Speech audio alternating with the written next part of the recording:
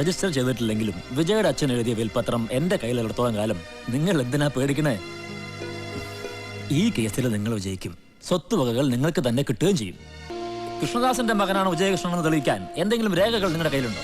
അദ്ദേഹം സ്വന്തം കൈപ്പടയിൽ എഴുതി ഒപ്പിട്ട വിൽപത്രത്തിൽ എല്ലാം വിശദമായി പറഞ്ഞിട്ടുണ്ട്. എന്നിട്ട് ആ വിൽപത്രം എവിടെ?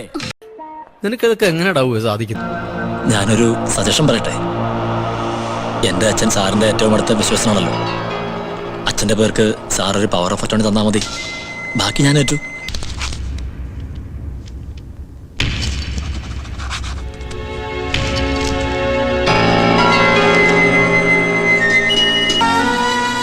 എത്രയും പെട്ടെന്ന് ഞാൻ ഹോട്ടലിൽ വിറ്റ് പണവുമായി വരും. സാറിനെ ഇവിടുന്ന് റിലീസ് ചെയ്യുകയും ചെയ്യും.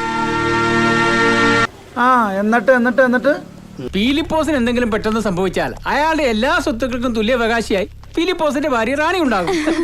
അതുപോരാ, സർവസ്വത്തിന്റെയും തുല്യ അവകാശിയായിട്ടല്ല, ഒരേ ഒരു അവകാശി റാണിയായിരിക്കണം. പേപ്പർ എടുക്കടാ.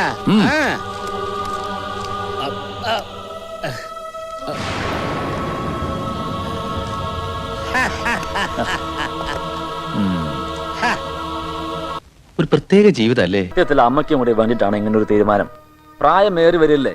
ജോലിക്കാര് മാത്രം ശ്രദ്ധിച്ചാൽ പോരല്ലോ ഇനി അങ്ങോട്ട് അമ്മയുടെ കാര്യങ്ങള്. ഞങ്ങൾക്ക് ആർക്കെങ്കിലും ഇവിടെ വന്ന് നിൽക്കാൻ പറ്റുമോ? ഞങ്ങളുടെ ആരുടെങ്കിലും കൂടെ ആവുമ്പോ എന്താ ഏട്ടാ? അതൊക്കെ അമ്മയെ ധരിപ്പിക്കാനുള്ള ന്യായങ്ങൾ, നാട്ടുകാരെ വിശ്വസിപ്പിക്കാനുള്ള കഥകള്. ഈ തീരുമാനം എടുത്തതാരോ അവരുടെ മനസാക്ഷിക്ക് അറിയാലോ സത്യങ്ങള്. സ്വത്തുക്കൾ വീതിക്കണം, കോവിലകം പൊളിക്കണം.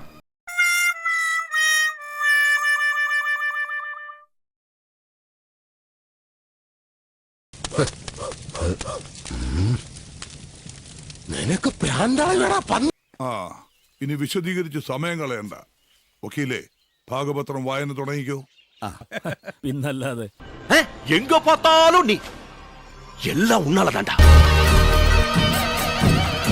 എടോ സർവേറെ, ഞാൻ പറയുന്നത് തന്നെയാണോ അളവ്? നാളെ കോടതിയിൽ താൻ അങ്ങോട്ട് ഫയൽ ചെയ്താൽ മതി.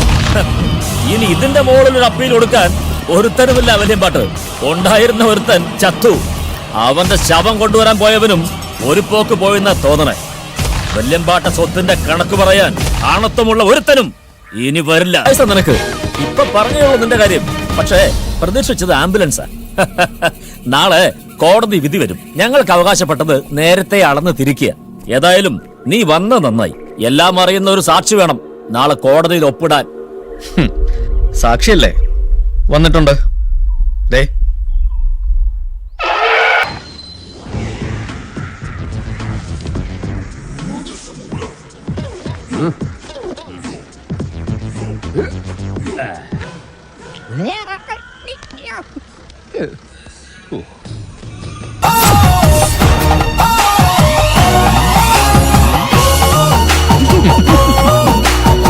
ഒരു കൊലക്കേസ് കഴിഞ്ഞ് ഇറങ്ങിയുള്ളൂ, വെറുതെ തന്നെ വീണ്ടും ജയിലിൽ കയറ്റിക്കരുത്.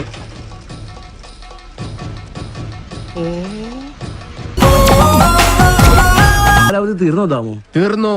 പക്ഷെ ഒരുത്തനെ തട്ടിയിട്ട് ഉടനെ തന്നെ തിരിച്ചു പോണം. കൊലക്കേസിൽ എനിക്കെതിരെ സാക്ഷി പറഞ്ഞ സുരേഷ് ഇല്ലേ, അവനെ തന്നെ. കൊലക്കേസോ? വാ എടാ തെണ്ടി സുരേഷ്, നീ എനിക്കെതിരെ സാക്ഷി പറയുമല്ലടാ. ധൈര്യം ഉണ്ടെങ്കിൽ ഇറങ്ങി വാടാ, ഇല്ലെങ്കിൽ ഞാൻ അങ്ങോട്ട് വരാടാ. ഇന്ന് നിന്റെ അവസാനമാടാ. ഞാൻ പോകുന്നു. Bye bye.